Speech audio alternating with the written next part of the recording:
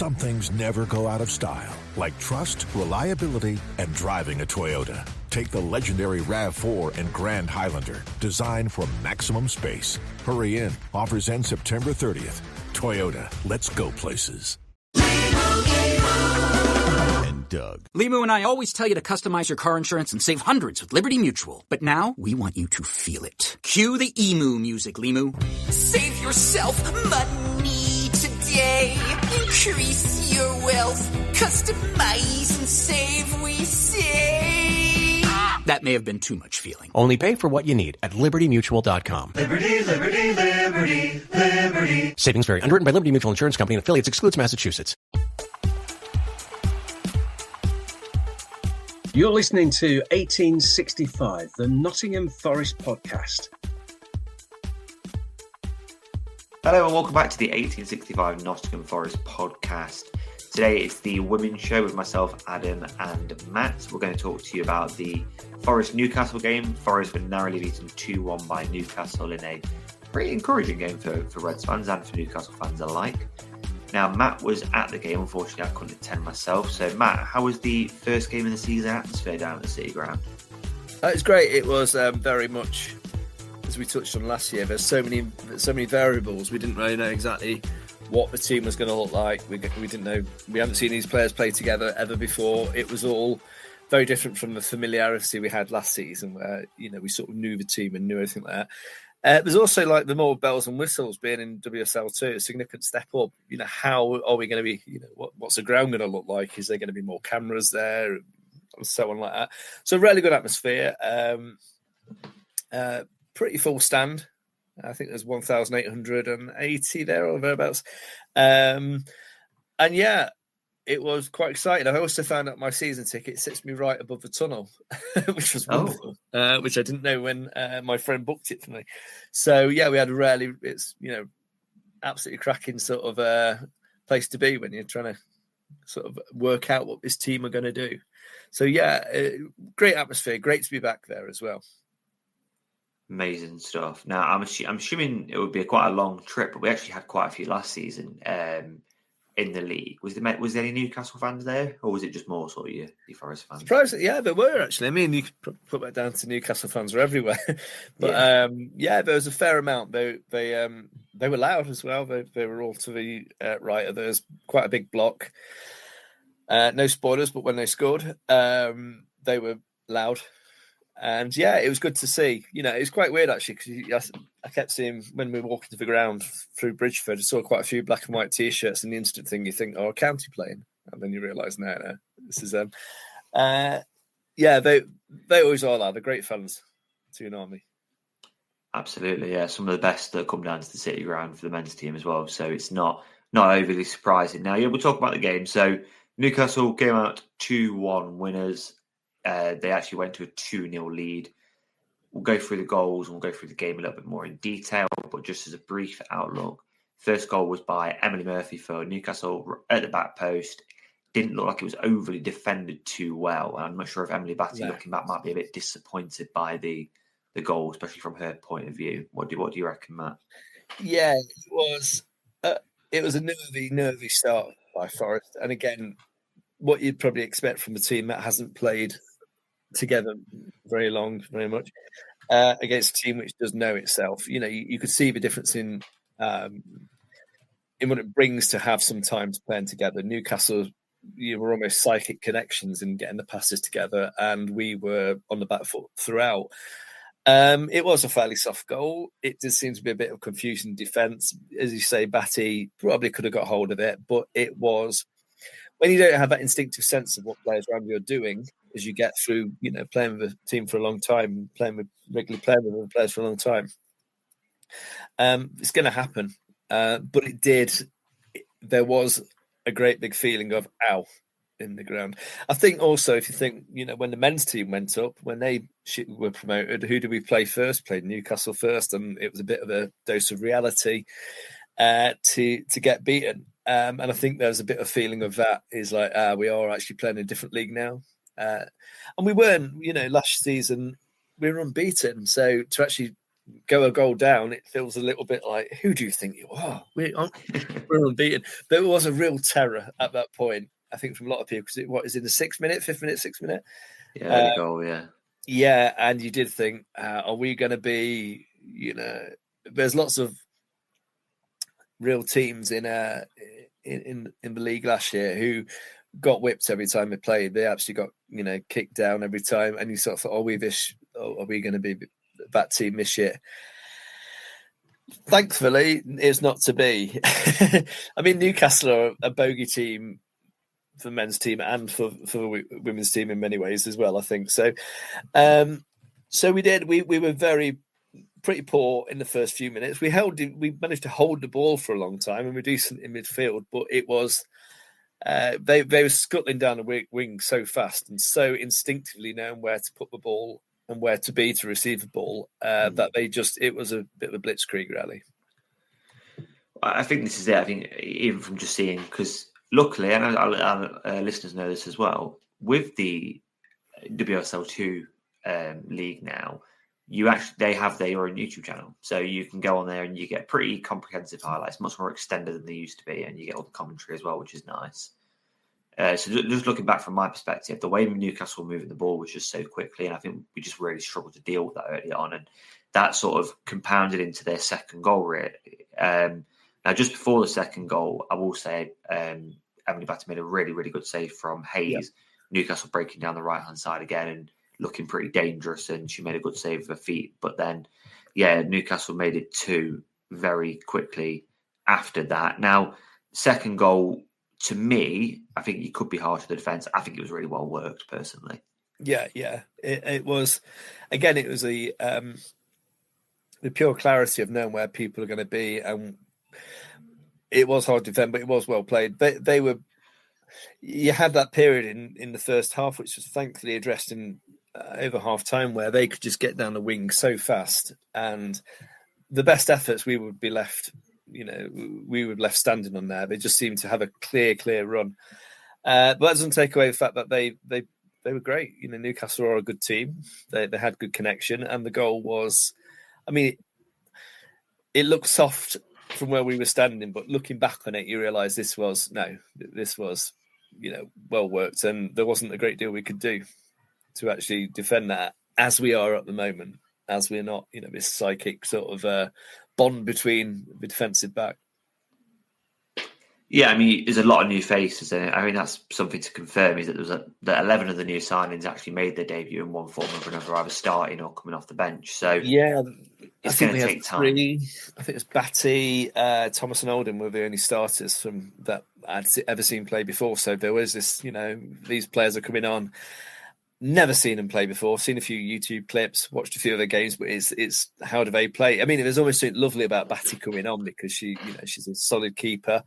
And there was some continuation there, but otherwise it was, you spent a lot of time trying to assess the players and how they're going to fit together. And I'm confident after that second goal, there was a feeling of, is this going to be a rout? But they did, they hit the bar as well. They hit the underside of the bar, and it very nearly got a goal at some point. There were chances, but we were breaking. We were getting back. It wasn't like it was totally penned into our half. We were actually making breaks, and it was just, again, it was that lack of understanding between players wasn't just really, getting there. But we were breaking. I reckon if halfway through the season and stuff, if you were to get those chances again, we would have easily, got a couple in the first half. But it wasn't to be. Well, yeah, and I noticed from watching the highlights that it looked like a lot of thing on the breaks went through Deanne Rose. I mean, I know that you said to me that you were particularly impressed with her on the day. She does look like that sort of player that will get on the ball and will definitely break at pace. I don't think they could deal with that. She's going to be really important this season, isn't she? Usually there, I don't like to make comparison to the men's game. There was a really Langer moment at one break where she just took the ball from one box to the other. Real speed, just outran everyone. But we couldn't get the crossing in the end, and it came to nothing and stuff. But she was by far my player of the match.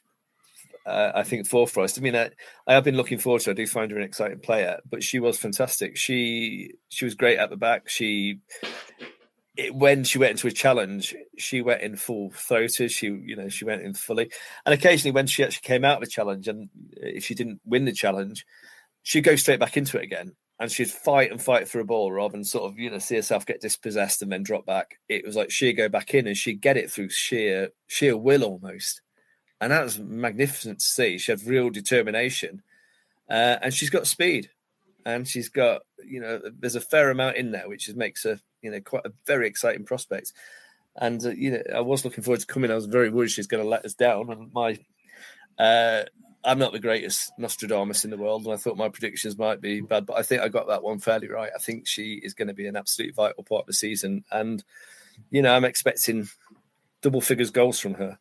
You're listening to 1865, the Nottingham Forest podcast. Bustin' with the Boys is here to let you know that every college football Saturday, FanDuel is dropping profit boosts that can turn wins into bigger wins. Sounds like we should rename Saturday Booster Day. Nice. 21 plus and present in select states. Opt-in required. Bonus issued as non-withdrawable profit boost tokens. Restrictions apply, including any token expiration and max wager amount. See full terms at FanDuel.com/sportsbook. Gambling problem? Call 1-800-GAMBLER.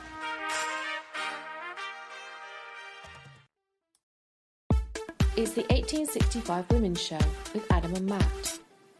Well, we could definitely get on to predictions because we're talking about around the league a little bit in other results, and let's just say I've had a slightly misfortunate start to the season with my predictions, but I have one gripe with Deanne Rose, and it's nothing probably to do with her. It's more about who made this decision. How can she wear number 6? That is that bother. She's listed as a forward on Forest website. She's wearing number 6. It reminds me of Sudani, if you remember him for the men's team, wearing number 2.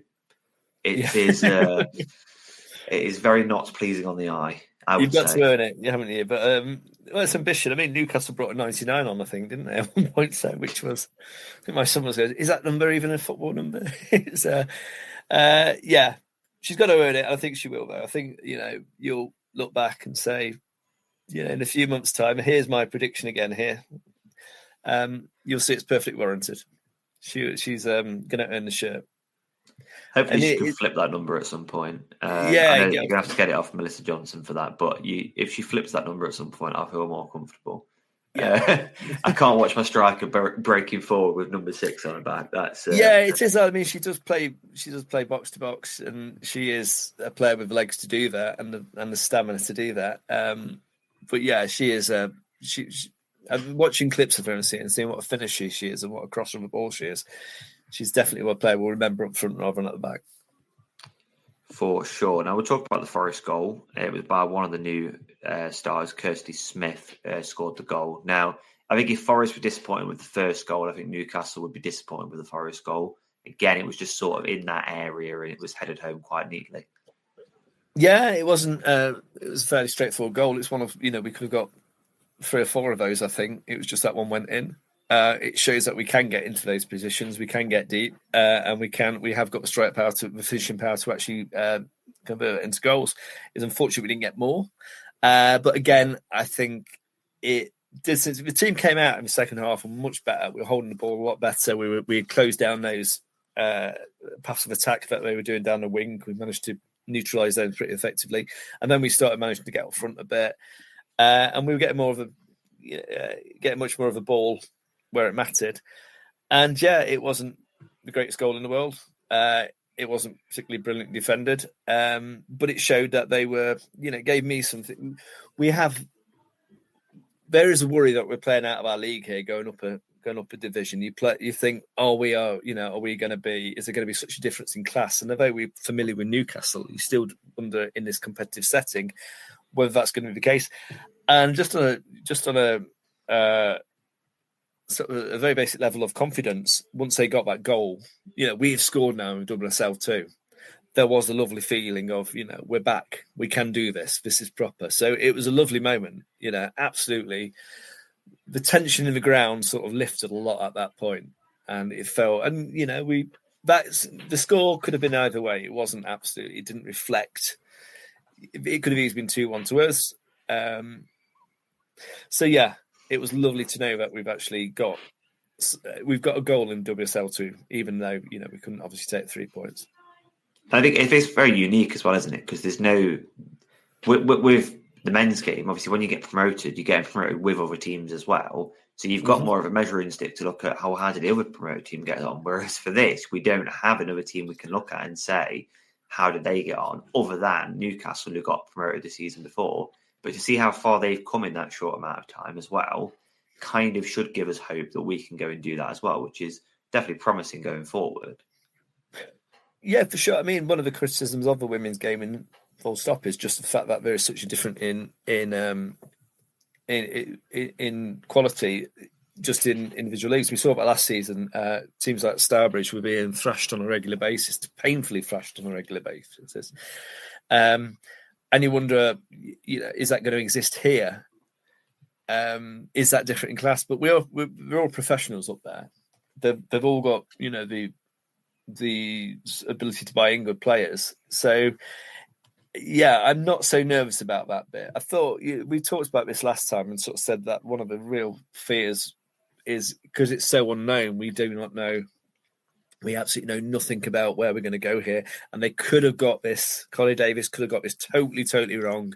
They could throw a load of players on and we're going to come out of this 9-0. And there was a little fear at the back of the head. And when they scored 2 early, that fear started to become a bit more. But once we got that goal and once I saw how we played and we managed to hold the ball, we managed to match them in most places.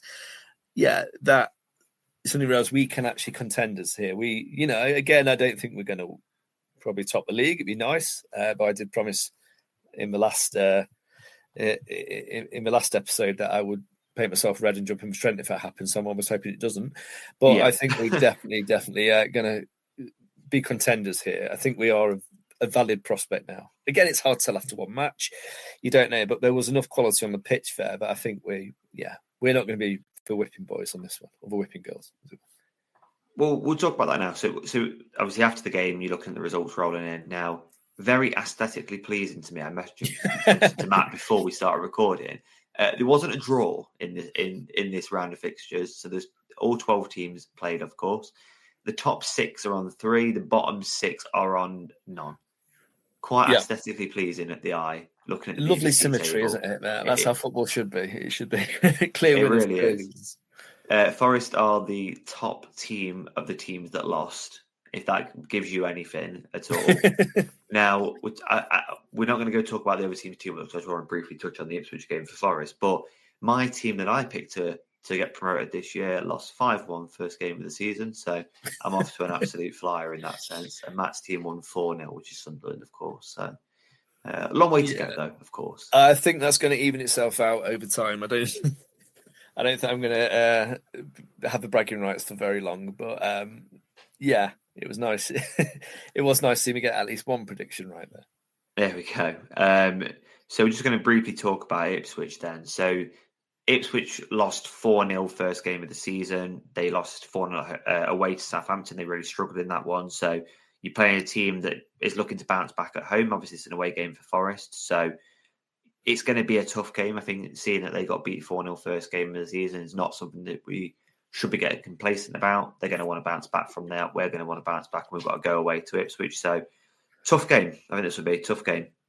Yeah, and we go in there as relatively unknowns to them as well. So they're going to, I'm sure they're watching videos of how we played. We're watching the match over and over again to sort of work out exactly what we are doing, what it does look like. But that unknown quality will probably work in our favour, I hope, here. And they're on the back foot. Newcastle went out there and just thought we can easily go for the win here. And they went for it. They really sort of press the issue on that. You can imagine Ipswich are going to be they're going to be tentative, rather than they've had a hammer in, they've had to rethink how they're structured and everything, and now they've got a fairly unknown quality. So that unknown quality plays into our strengths on this one. And I think, it's going to be interesting again. I'm loath to make a prediction, but I think we'll come away with a win on this one. I'm going to say Forest win, but I don't want to go score predictions because I really have no idea based on how that first game went. So, there's no must wins second game of the season. So it'd be nice to go there and get something out of the game. If you come back with a point, you could be relatively happy, I would say. Yeah. Back at the City Ground against Crystal Palace on the 21st of September. So if you're around on that day, go and get down, go and support the women's team. I hope to be getting to that one as well for my first game of the season. So that should be good fun. Palace are a team that, again, probably looking around where Forest were. They got beat first game of the season, but again, they got beat 1-0. So fairly close game, really. So that they're going to be looking in around Forest. That'd be a nice measuring stick game to see where we are, really. So, yeah, we've got some exciting few weeks for the Forest women's team coming up. And we're going to be obviously here every single week, breaking down the previous game, previewing the next game. So, Matt, have you got any final words for our listeners before we sign off? No, again, I'll just reiterate what I said last week, is get down there. Some people are a bit reluctant to women's game, I think, because it's seen as, the lesser, the younger sister to the men's game and stuff. But it is a cracking way to play on a Sunday. There's not much to do on a Sunday, so get down, get Trentside. And it's a lovely atmosphere in there. Maybe we could radio with more people. We could do with really showing that we're a professional team. You're looking at Newcastle regularly getting huge amounts of filling stadiums. Well, not quite filling stadiums. We're doing very close to filling stadiums. And getting really good numbers. We should be getting those numbers. We should have a bit of pride in the team. And, if you enjoyed the Women's Euros, which I'm sure you all did, well, come on, get on board. It's a great way.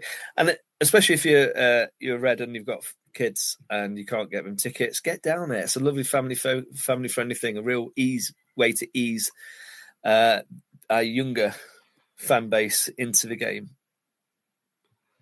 Exactly. I could echo everything you're saying. It is good fun, and I really enjoy going down to the women's game. It's great. It's a nice environment, isn't it?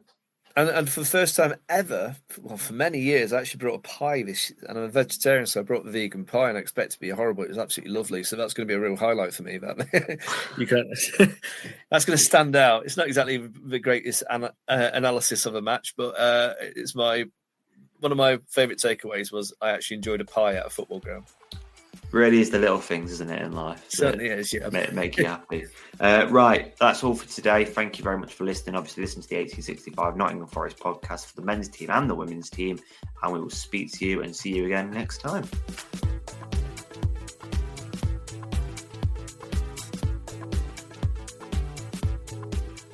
You've been listening to 1865, the Nottingham Forest podcast. Follow us on X, Insta, TikTok, Threads, and Blue Sky, and listen via Apple, Spotify, and YouTube. All the links are available at 1865.football.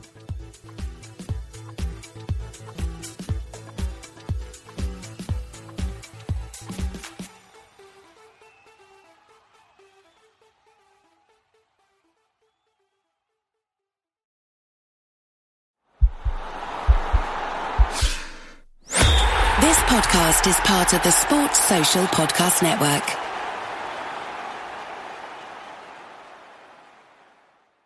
Love espresso, drip coffee, and cold brew? With the Ninja Luxe Cafe, if you can crave it, you can brew it. Espresso, balanced. Drip coffee, rich. Cold brew, in a flash. With Barista Assist technology, you brew with no stress and no guesswork. And make perfect silky microfoam hands-free from dairy or plant-based milks. Bring the coffeehouse home and unlock your favorites with the Ninja Luxe Cafe.